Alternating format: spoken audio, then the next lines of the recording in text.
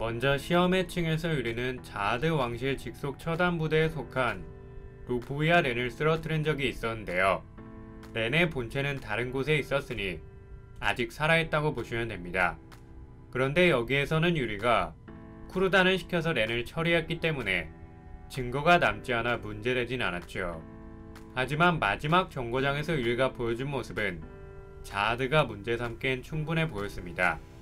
분명히 자아드가 내린 명령에는 지옥열차에 탄 사람들을 모두 죽이라는 게 있었는데요.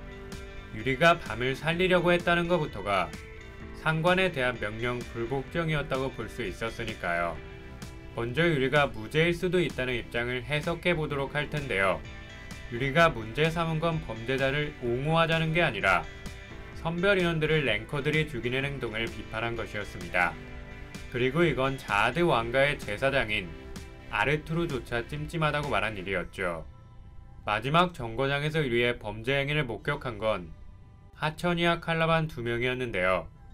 하천이는 유리가 퍼그의 슬레이어를 도와주는 모습을 목격했지만 같은 가문인 유리를 감싸주려고 한다는 점에서 문제가 될 것 같진 않았습니다. 또한 유리는 슬레이어 카라카오 하이트를 다른 사람들이 모두 쳐다보는 앞에서 토벌했고요.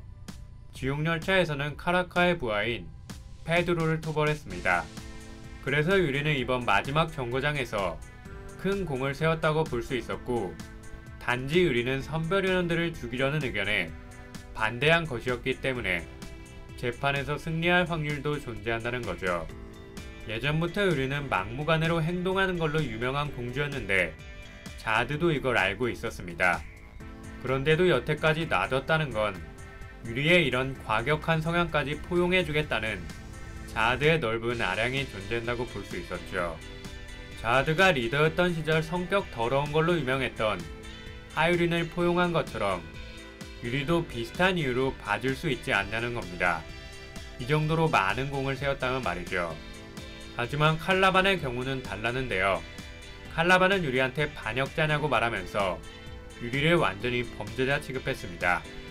그리고 유리는 칼라반과 싸울 때 단지 선별인원들만 도와줬던 게 아니라 슬레이어 카라카를 구해주는 모습까지 보여주면서 버그를 도와줬다는 치명적인 오점을 남기고 말았죠. 물론 이 광경을 목격한 건 칼라반밖에 없고, 그 당시 엘파시온과 아리가 이끌었던 사단은 화이트를 상대하고 있었기 때문에 유리가 난 그런 적 없고 선별인원들만 구해줬다고 우기면 되기도 하는데요.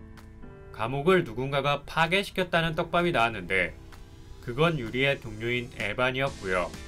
에반은 이후 화이트가 당하기 전에 그를 워프시키면서 살려주기까지 했습니다.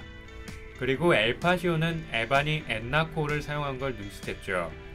그래서 칼라반은 증인 한 명을 더 확보한 게 되니 단순히 유리가 우긴다고 해결될 문제는 아닌 것 같고요. 유리의 유죄가 입증되는 방향으로 스토리가 진행될 것 같습니다. 유리가 버그를 도와줬던 행동들은 설령 선별인원들을 구하기 위해서였다고 하더라도 범죄자를 활용했다는 건 말도 안 되는 행동이었고요. 어쨌든 유리가 자아드의 명령을 어기고 군단장인 칼라반과 싸웠다는 건 명백한 군법 위반이었습니다. 이제 슬슬 하유린 스토리로 넘어가면서 본격적으로 하가문의 실세들이 등장할 것 같네요.